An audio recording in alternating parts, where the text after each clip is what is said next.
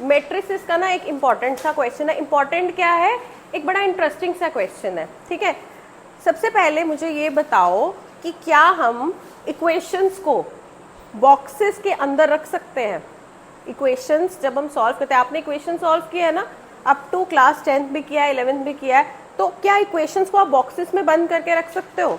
Yes और no? Yes ma'am. कैसे कैसे? कोई बॉक्स लेंगे उसमें डाल देंगे कोई इक्वेशन?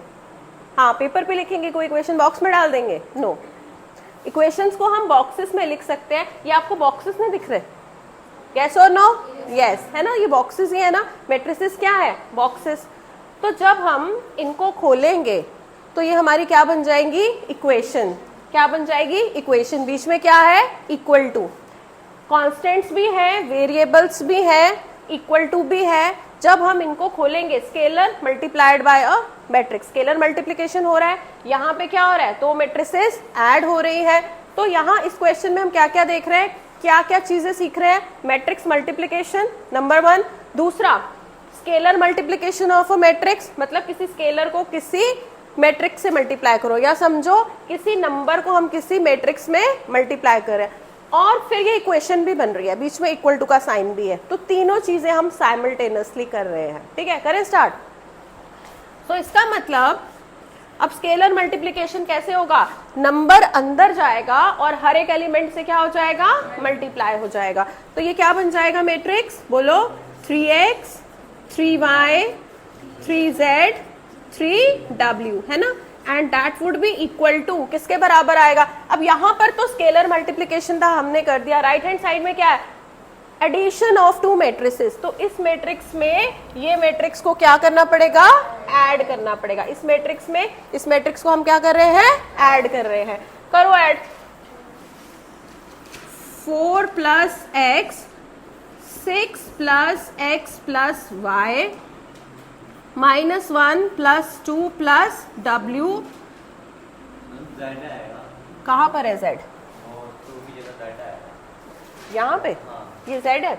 ओके, चलो z कर लो। अब यहाँ पे -1 प्लस 2 नहीं है, प्लस z है, ठीक है, प्लस z प्लस w, और यहाँ पे क्या बनेगा? 2w plus 3। ये हमने कैसे किया?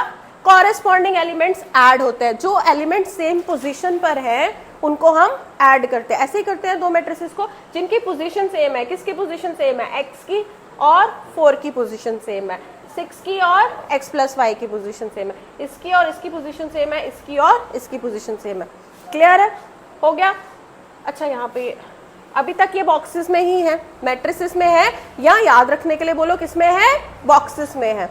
चलो, इसका मतलब अब ये जो दो बॉक्सेस हैं, ये कह रहे हैं ये दोनों बॉक्सेस बराबर हैं। ये दोनों मैट्रिसेस क्या है? बराबर है। ये दोनों मैट्रिसेस इक्वल हैं। इक्वालिटी ऑफ मैट्रिसेस कहता है एक तो ऑर्डर सेम होना चाहिए, जो दोनों का सेम है। इसका ऑर्डर क्या है? 2 क्रॉस 2। इसका ऑर्डर भी क्या है? 2 क्रॉस 2 मैट्रिक्स है ये भी। और इक्वालिटी क्या कहता है कि जो एलिमेंट सेम पोजीशन पे होते हैं वो इक्वल हो जाते हैं, है ना। तो सेम पोजीशन वाले एलिमेंट्स कौन से हैं? एक तो 3x और 4 प्लस एक्स। इसका मतलब 3x किसके बराबर हो जाएगा? 4 प्लस एक्स के। 3y किसके बराबर हो जाएगा?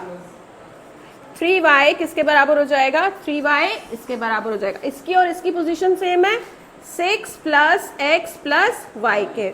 और 3z किसके बराबर है? -1 प्लस z प्लस w। और 3w किसके बराबर है बेटा? 2w plus 3। 2w plus 3। अब इन इक्वेशंस को हमने सॉल्व करना है। इजी है, इक्वेशंस तो हम सॉल्व करते ही आए हैं, है ना। 3x is equal to 4 plus X. इसका क्या मतलब हुआ?